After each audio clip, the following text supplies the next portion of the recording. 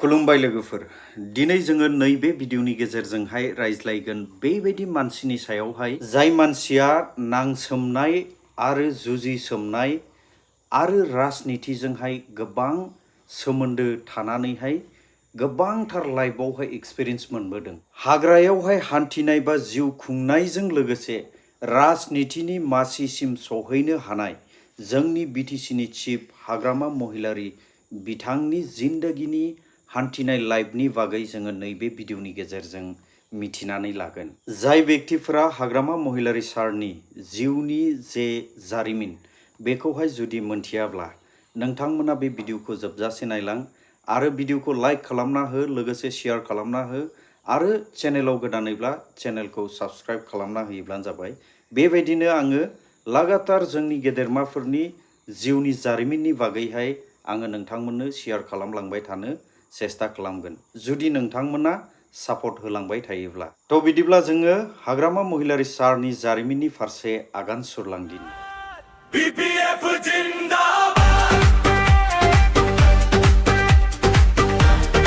हाग्रामा महिलारी सारनि जोनोमा 1 मार्च 1969 मायथाइयावहाय क'क्राझार ओनसोलावनो जोनोम जादोंमोन। बिथाङा जोंनि बर' माहारिनि मोनसे न'खरावनो जोनोम जादों। बिथाङा जोनोमनिफ्रायनो बेबायदि समावहाय लोगो मोनबोदों जाय समावहाय बर' हारिया गावनि मोनथायखौ मोननो थाखाय लागातार नाजाबाय थादोंमोन।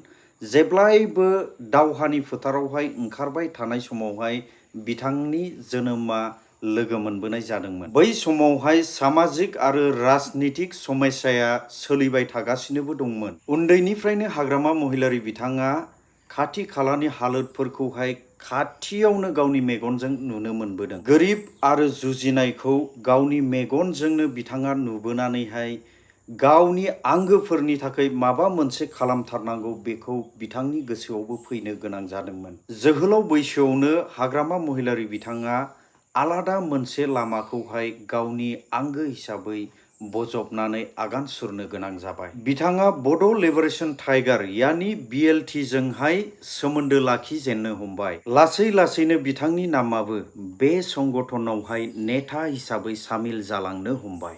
बै समावहाय बर'फोरा आलादा सिनायथि आरो अधिकारनि थाखायहाय सोमावसारगासिनो दङमोन। बे समावनो हाग्रामा महिलारीनि नामा बे ओनसोलावहाय फुरा सरसानि बिसय बानायना होबाय। नाथाय बे समावनो समजों लोगो लोगोनो सावरायनायाबो सुरु जानो हमबाय आरो बिनि उनावहायनो बिनि जिबनाव बिराद गिदिर मोनसे मखाया फैनानै होबाय। बिथाङा हाथियारखौ दोननानैहाय सान्थि आरो राजनितिनि लामाखौ हमबाय।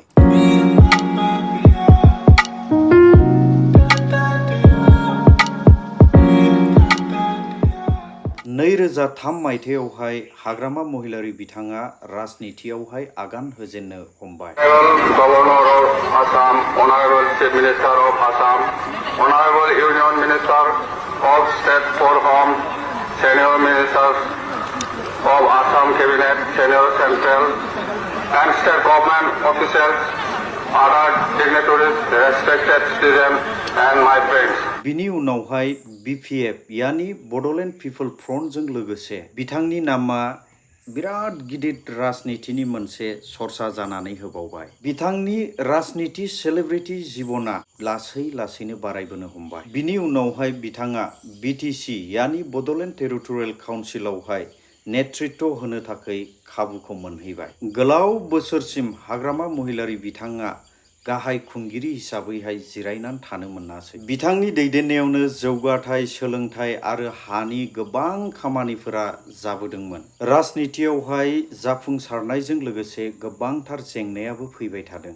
हाग्रामा महिलारी बिथांनि जिबनावबो गोबांथार जेंना आरो मुस्किलफोरा फैबाय थादोंमोन। गोबां सुबुंफोरा बिथांनि खामानियावहाय हेफाजाबबो होदोंमोन आरो लोगोसेबो थाफादोंमोन।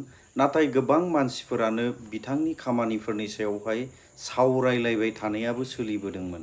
नाथाय बिथाङा गावनि हान्थिनायखौ थाबथायालासे बा थाद'आलासे थांहोबायानो थादों।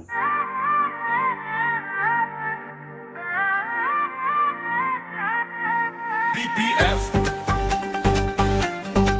जिंदाबाद। हाथ मिलाओ साथ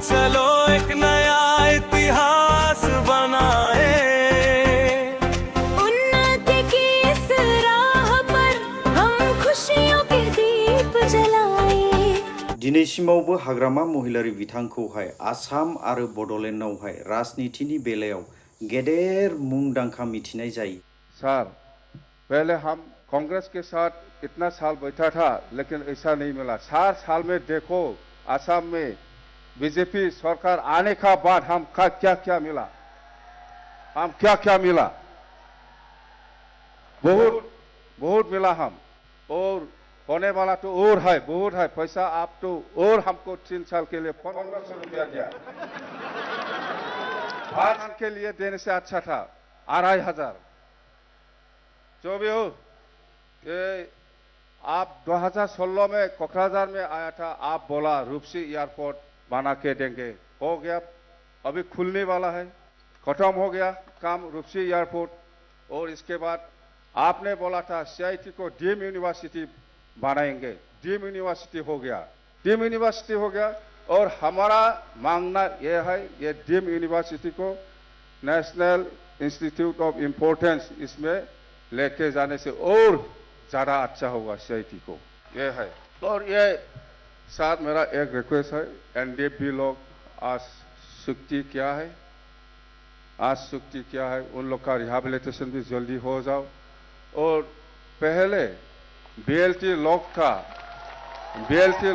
जो केस था, वो जो सिस्टम से केस हाइनास हो नॉन हाइनास हो खत्म हो गया हमारा।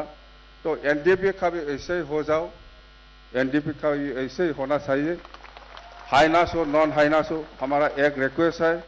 तो टाइम नहीं है, टाइम गैला रायजोफोर, जायखिजाया मेरला समय दं, जोंहा मेरला समय दं, आराम से मेरला समय আছে আমার মাজত, আমি খালি পুরা মেरला মিটিং করিম, চিন্তা কৰিব নালাগে, সব কথা কৈ দিব।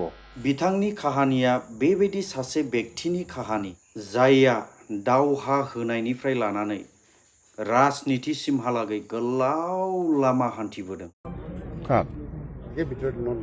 এইবিলাক এইটো হেমন্তহে নেমকিগুণ্ডা, মই নহয়। মোৰ ভিতৰত যি আছে বাহিৰতো সেইটোৱে আছে, হেমন্ত বিশ্ব শৰ্মা ডাঙৰীয়াহে नेमखि। तो लोगोफोर, बेसेखिनियानो हाग्रामा महिलारि सारनि जिउनि जारिमिना। आङो सुंद'यैनो नोंथांमोननो बिजिरनानै फोरमायबाय। जुदि थन्न फोरमायबोयोब्ला गोलावथार जायो भिडिअ'आ।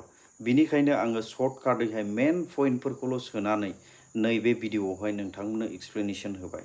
जुदि नोंथांमोना बबेबा बिथिङावहाय थालांदों बायदि मोनबावदोंब्ला नोंथांमोना नैबे भिडिअ'नि कमेन्ट बक्सआवहाय सोदांहरोब्लानो जाबाय, जाहाथे फिउचारावहाय माब्लाबानि समाव आङो माबा मोनसे डकुमेन्टारि भिडिअ बानायनो थाखाय खाबु मोनोब्ला बैफोर माखासे जारिमिनखौहाय सोसनदेरनो हाबावनाय बायदि। जुदि नोंथांमोना बेबायदि सुंद' जिउनि जारिमिन, सोरबा लिडारफोरनि सोरनिबा जिउनि जारिमिन नोंथांमोना खोनासंलांबाय थानो हास्थायोब्ला नैबे भिडिअ'खौ शेयार खालामना हो आरो नोंथांमोना लाइक खालामना हो। चेनेलाव गोदानैब्ला चेनेलखौ साबस्क्राइब खालामना हो, खारन नोंथांमोननि बे लाइक शेयार आरो साबस्क्राइब खालामनायाव जोङो गोबांथार मटिभेट मोनो आरो साबसिननिफ्राय हामसिन भिडिअ'खौ बानायनो हास्थायो।